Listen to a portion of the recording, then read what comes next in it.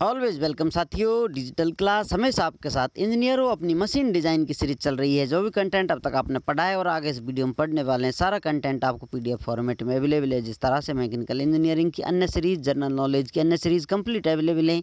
इन नोट्सों का इस्तेमाल आप SSC, RRB, state, JEE, GATE, BTech, AMI के एग्जामिनेशन के लिए कर सकते हैं।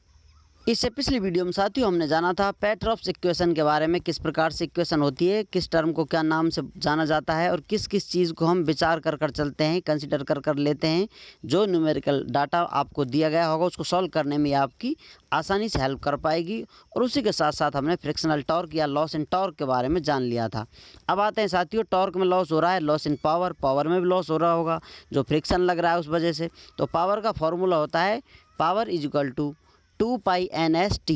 या टॉर्क, फ्रिक्शनल टॉर्क लेकर चलेंगे हम। यदि फ्रिक्शन से लॉस हो रहा है तो लॉस के बारे में स्टडी कर रहे हैं। NS क्या है? रेवोल्यूशन पर सेकंड है। यदि आपके N इस प्रकार से देखा जाए, रेवोल्यूशन पर मिनट रखा जाए तो N आएगा डिवाइडेड बाई 60 हो जाता है।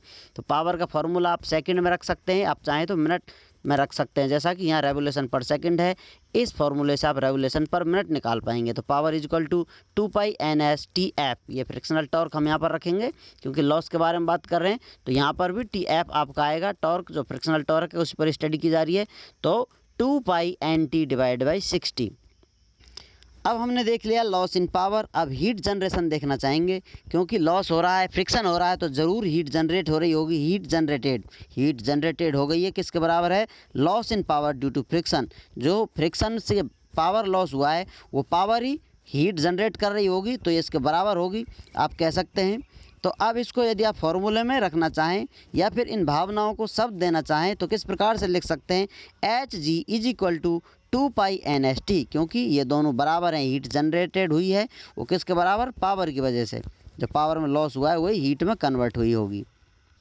तो आप लिख सकते हैं Hg is equal to 2π/NS/T, जहाँ पर NS रेवोल्यूशन पर सेकेंड है। अब आते हैं साथियों एक और नए नंबर की तरफ, जिसको समरफेल्ड नंबर के नाम से जाना जाता है। समरफेल्ड नंबर किसके बराबर होता है? S, जिसे आप एक्सप्रेस कर सकते हैं S से, इज इक्वल टू ये ZNS डिवाइडेड बाई P।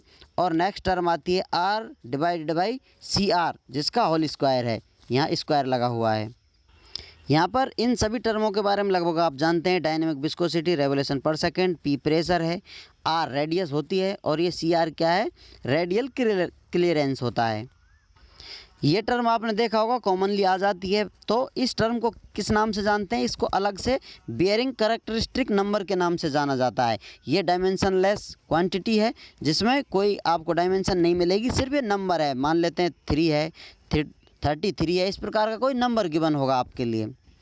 ये मात्र एक नंबर ही है, बियरिंग कैरेक्टरिस्टिक नंबर, जो आगे आपको एक नई खोज करने में, जो कि मैकीज ने की थी, मैकीज इन्वेस्टिगेशन कर्व प्राप्त कर देती है।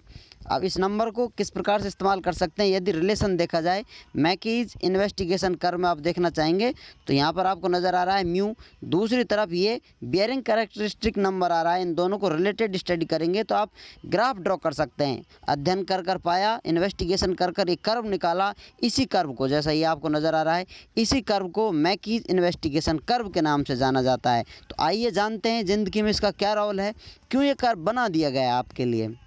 मैकीज ने अपनी खोजबीन जारी करी तो उन्होंने पाया जो फ्रिक्शन है, स्टार्टिंग में फ्रिक्शन अधिक होता है। जैसा हमने देखा था स्लाइडिंग बेयरिंग में, ये बेयरिंग वाला पार्ट है, ये पार्ट अपना जर्नल वाला है।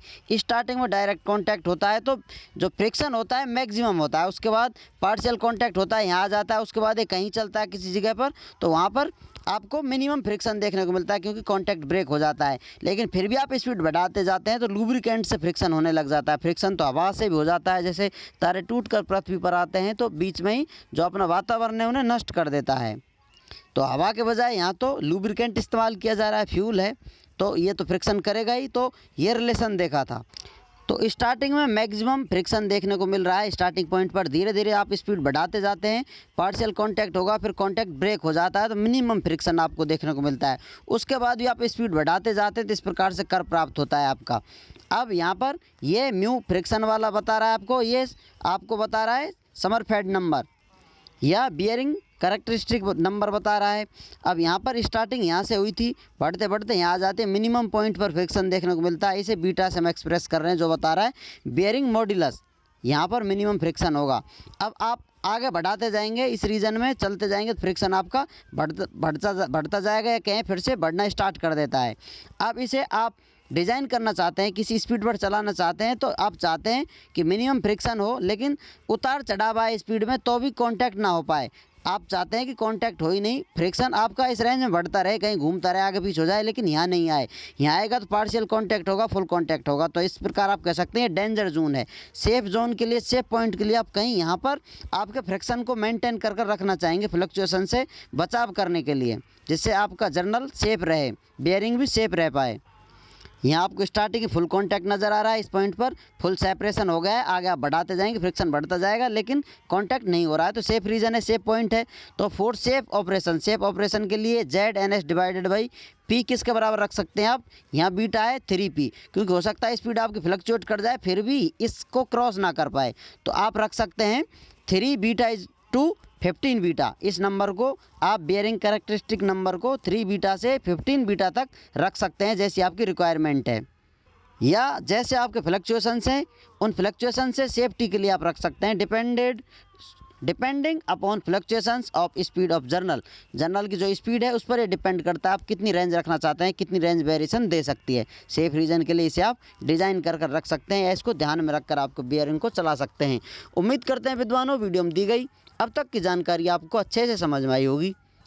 अभी भी आपका कोई कन्फ्यूज़न है तो आप हमसे कमेंट कर पूछ सकते हैं। साथियों, आप चाहें तो कांटेक्ट कर सकते हैं, कांटेक्ट लिंक आपको वीडियो डिस्क्रिप्शन में मिलेगा। वीडियो को अंत तक देखने के लिए, चैनल को सपोर्ट करने के लिए आपका दिल की गहराइयों से बहुत बहुत धन्यवाद। मिलते हैं नए टॉपिक के साथ नई वीडियो में, तब तक पढ़ते रहिए, व्यस्त रहिए। जय हिंद, वंदे मातरम।